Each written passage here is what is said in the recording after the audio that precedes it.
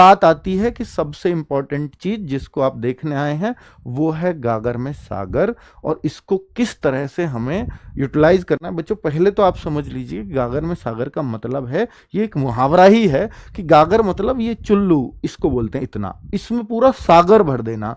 यानी एक क्लास के अंदर जो सब्जेक्ट हमारा 50-60 घंटे 80 घंटे में पूरा होता है, हम उसको मात्र 5 से 6 घंटे में कवर कर रहे होंगे। ये कैसे संभव है? तो हम सिर्फ और सिर्फ बहुत ही इंपॉर्टेंट चीज़ों को कवर कर रहे होंगे यहाँ से।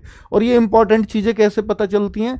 एसएससी जीडी के प्रीवियस ईयर को देखेंगे और वहाँ पर देखेंगे किस पैटर्न पर, ये क्या पैटर्न एसएससी जीडी में फॉलो करता हुआ आया है। तो टीचर्स वैसे ही अपने क्वेश्चंस तैयार करते हैं, और करीब एक क्लास के अंदर 250 क्वेश्चंस होंगे, और उन 250 में वो पूरा सब्जेक्ट होगा। और 250 के अंदर चूंकि एक क्वेश्चन में 4 ऑप्शंस होते हैं, तो चारों ऑप्शंस को एक्सप्लेन जब हम लोग करेंगे, क्योंकि ऑप्शन के साथ आएंगे, क्वेश्चंस के साथ आएंगे, तो 250 गुना 4 यानी हर सब्जेक्ट के 1000 क्वेश्चंस आपको मिल रहे होंगे 6 से 7 घंटे में। टीचर भाई 250 क्वेश्चन अगर टिक मार्क ही लगाने हो टीचर को, जैसे आप सोचते हो कि केवल मैं पीडीएफ पढ़ लूंगा और मेरा हो जाएगा, नहीं हो सकता ऐसा। क्योंकि अगर टीचर को टिक मार्क ही लगाने हुए 250 प्रश्न पे तो 1 घंटे में लग जाएंगे, लेकिन वो अपने 6 से 7 घंटे देता है, यानी 6-7 गुना समय। वो इसलिए ताकि वो 1000 क्वेश्चंस उस पूरे डायमेंशन को क्लियर कर दे बच्चों को। और जब किसी एक सब्जेक्ट से 1000 क्वेश्चन अगर टीचर छांट रहा हो और एसएससी जीडी के हिसाब से छांट रहा हो, तो फिर सब्जेक्ट में कुछ बचेगा नहीं। इसलिए हम कहते हैं कि एक छोटी क्लास में पूरा सब्जेक्ट का रिवीजन करा देना, क्योंकि फिर बहुत कुछ उम्मीद हो जाती है कि उस क्लास से ही क्वेश्चन फंसेगा।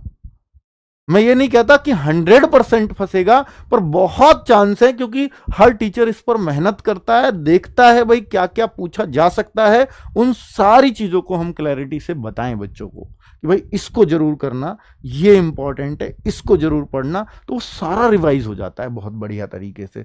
तो जैसे हम 14 अप्रैल को शुरुआत कर रहे हैं, आपको मालूम है बाबा साहब की जयंती भी है कल 14 अप्रैल, तभी से राहुल शर्मा सर सुबह 9 बजे से अपनी रीजनिंग से शुरुआत करने जा रहे हैं।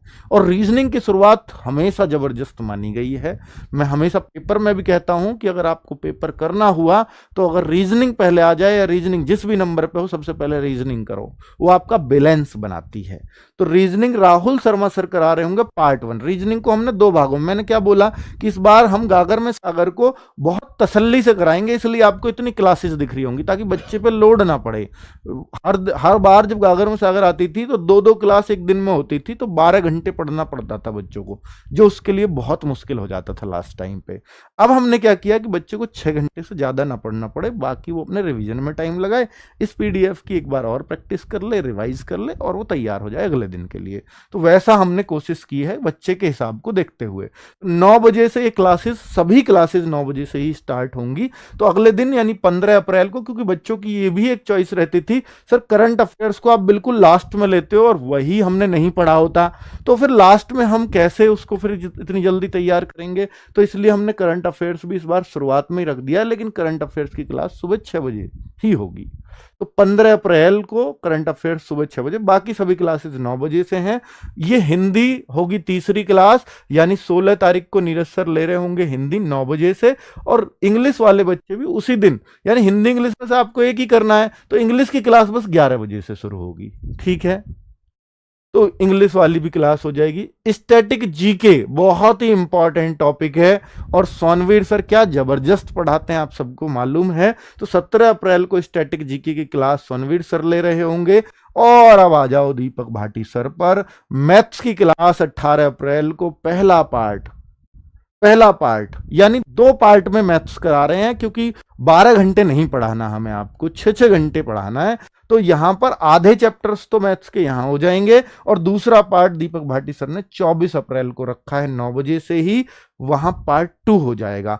और ऐसे रीजनिंग का पहला पार्ट ये रहा, और रीजनिंग का दूसरा पार्ट जस्ट अगले दिन है, यानी 25 अप्रैल को, क्योंकि इनकी प्रैक्टिस हो रखी होती है बच्चों की, तो इसलिए इनमें बहुत टेंशन नहीं लेनी है, लास्ट में भी होंगे तो, है ना।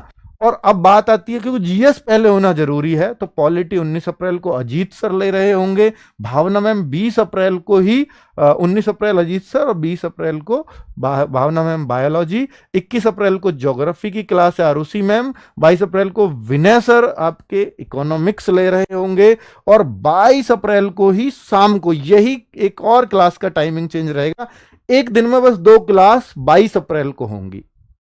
22 अप्रैल को विकास मिश्रा सर ये हिस्ट्री बहुत शानदार पढ़ाते हैं। जिस बच्चे ने इनसे आज तक हिस्ट्री पढ़ी है ना, होमगार्ड में पढ़ाई है, भाई साहब कत्ती कमाल ही कर रखा। तो आप देखोगे क्या जबरदस्त हिस्ट्री पढ़ाते हैं।